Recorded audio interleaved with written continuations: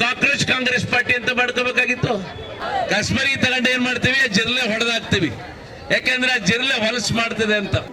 ನಮಸ್ಕಾರ ವೀಕ್ಷಕರೇ, ಆಪ್ಕಿ ಆವಾಜ್ ನ್ಯೂಸ್ಗೆ ಸ್ವಾಗತ. ಹಾವೇರಿಯಲ್ಲಿ ನೀಟ್ ಪ್ರಶ್ನೆ ಪತ್ರಿಕೆ ಸೋರಿಕೆ ವಿಚಾರವಾಗಿ ಕಾಂಗ್ರೆಸ್ ಪ್ರತಿಭಟನೆ ಖಂಡಿಸಿ ಬಿಜೆಪಿ ಪ್ರತಿಭಟನೆ ನಡೆಸಿತ್ತು. ಮಾಜಿ ಸಚಿವ ಬಿಸಿ ಪಾಟೀಲ್ ನೇತೃತ್ವದಲ್ಲಿ ನಡೆದ ಪ್ರತಿಭಟನೆಯಲ್ಲಿ ಕಾಂಗ್ರೆಸ್ ಮತ್ತು ರಾಹುಲ್ ಗಾಂಧಿ ವಿರುದ್ಧ ಆಕ್ರೋಶ ವ್ಯಕ್ತಪಡಿಸಲಾಯಿತು.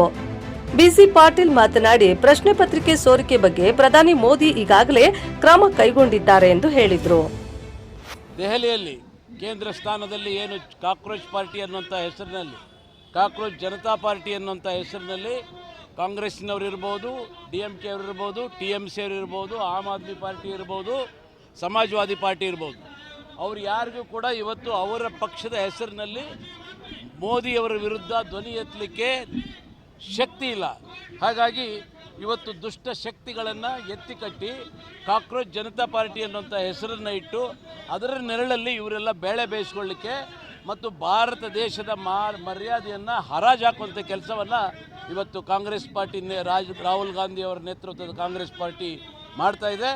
ಇವತ್ತು ಇದು ಏನಂತ ಹೇಳಿದ್ರೆ, ಇವರಿಗೆ ತಾಕತ್ತಿದ್ರೆ, ರಾಹುಲ್ ಗಾಂಧಿಗೆ ತಾಕತ್ತಿದ್ದಿದ್ರೆ ನೀವು ಕಾಕ್ರೋಚ್ ಕಾಂಗ್ರೆಸ್ ಪಾರ್ಟಿ ಅಂತ ಮಾಡ್ಕೊಳ್ಳಿ. ಮಮತಾ ಬ್ಯಾನರ್ಜಿಗೆ ತಾಕತ್ತಿದ್ರೆ ಕಾಕ್ರೋಚ್ TMC ಅಂತ ಮಾಡ್ಕೊಳ್ಳಿ.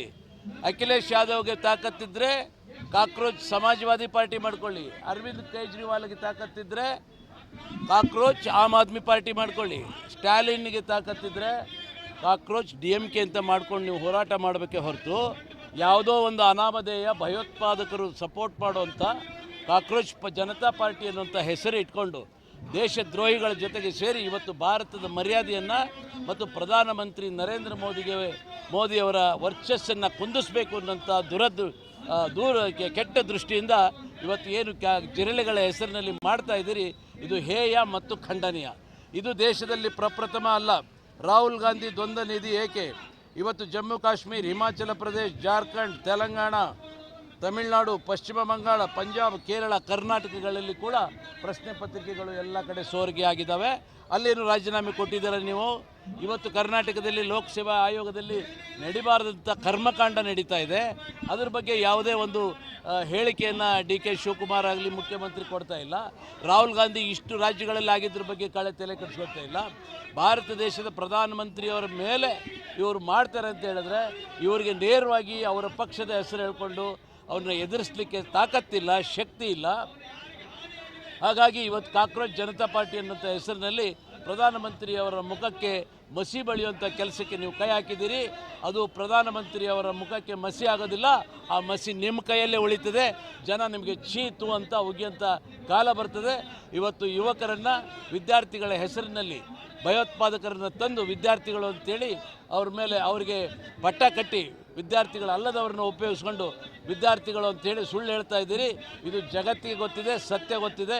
ಇವತ್ತು ಯೂತ್ ಫಾರ್ ನೇಷನ್ ಅನ್ನುವಂಥ ಒಂದು ಸಂಘಟನೆ ಇವತ್ತು ನಮ್ಮ ಹಾವೇರಿಯಲ್ಲಿ ಅವರ ನೇತೃತ್ವದಲ್ಲಿ ಇದಕ್ಕೆ ನಾವು ಪ್ರತಿಭಟನೆಯನ್ನು ಕೂಡ ನಾವು ಮಾಡಿದ್ದೇವೆ.